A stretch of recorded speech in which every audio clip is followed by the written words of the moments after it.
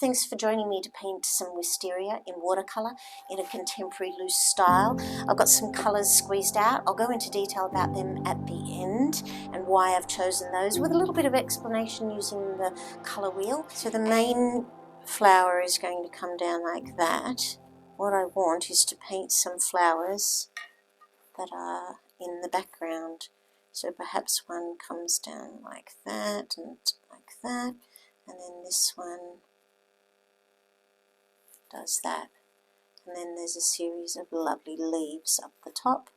I'm going to paint through that purple and suggest some leaves off in the background really loosely. It's really green, but I'm looking at my screen and it's reading as grey, but it's not actually grey, it's a lovely earthy green colour. I'm going to add a series of loose flowers.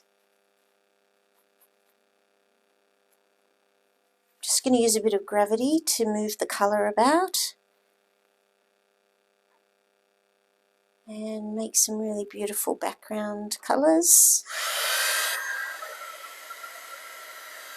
For the second layer, I'm going to spritz it all down the section that I'm going to be painting.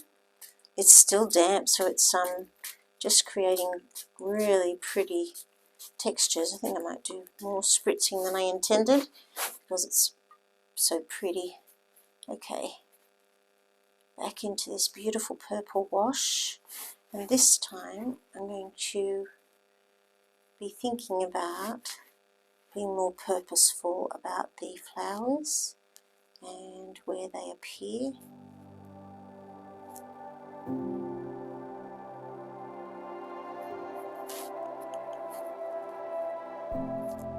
They're going to move of their own accord into the paint, and I'm going to allow that. Just see what kind of beautiful patterns I get. And down here they get really tiny little ones. And then I'm going to grab that green and attempt to put a line down it. Alright, in order for that to work on the needle brush, I need it to be just a little less viscous, a little more like cream and less like Vegemite. Okay, see whether the needle brush will collect that up. I'll give it another go. It's separating out a bit. I'm not loving this brush. It's a Alvaro Castanet. It's pushing the other paint around, which is interesting. That's not necessarily what I want it to do at this stage, but I'll be able to, I hope, paint in some of those beautiful leaves. Comes out and there are a series of leaves falling off. I need a brush that holds more paint for these leaves. And there's a beautiful leaf here, one behind. See if I can lift it out. This is a dry brush. So you see if I can lift out some shapes. So I'm just going to continue to do this.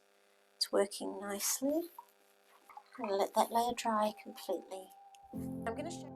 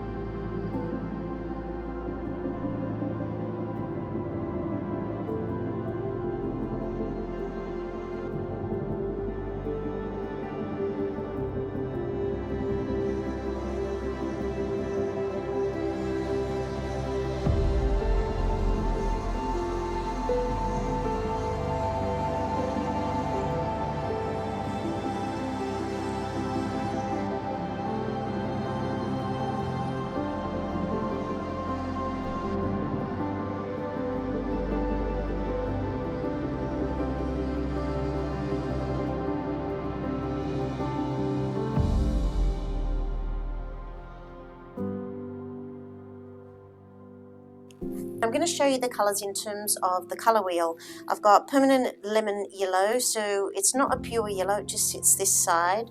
I've got cobalt blue, which is almost a perfect pure blue. I've got French ultramarine, a little bit warmer.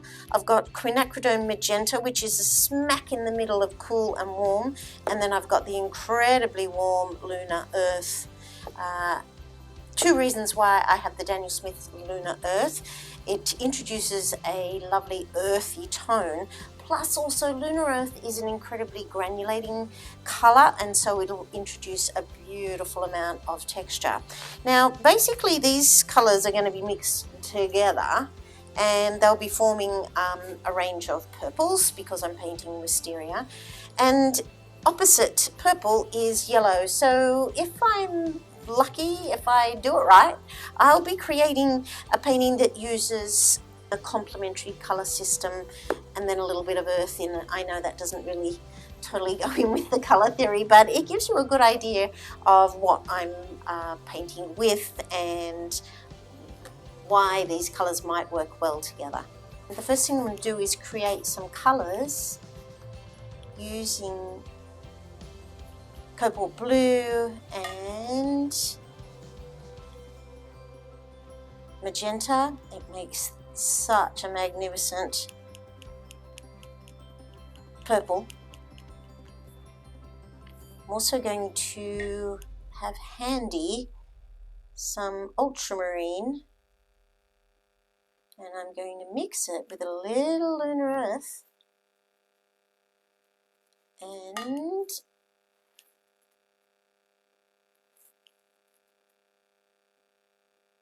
good daub of yellow. So I'm going to come up with an earthy looking green. So this is a new brush that I bought recently called a needle. I haven't used it much, so I'm hoping to use that today.